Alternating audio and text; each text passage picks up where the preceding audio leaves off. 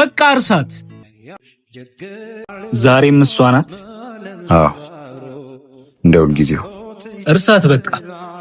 ብትፈልግ ትደውልልህ ነበር እንጂ እንደዚህ ደብዟን አጥፍታ አጠፋ። ልረሳት አልቻልኩም ዳጊ። እስከ መቼ? አንተም እኮ የራስህ ህይወት አለ።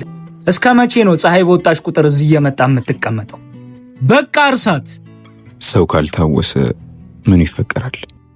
የመፈቀር ተቃራኒው ደግሞ መጠላት አይደለም መረሳት ነው። ሰው ደግሞ ያፈቀረውን አይረሳም። እሺ አንተስ ራስህ አያሳዝንህ? ቆይ ሀገሩ በሙሉ ሴት አይደለ እንዴ ሞላው?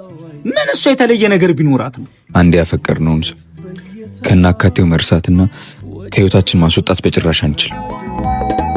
ሌላው ቢቀር ረሪት ድር የቀጠነች ንፋስ የሚያወዛውዛት የትዝታ ክር በመሃላችን ትኖራለች። ዳጊ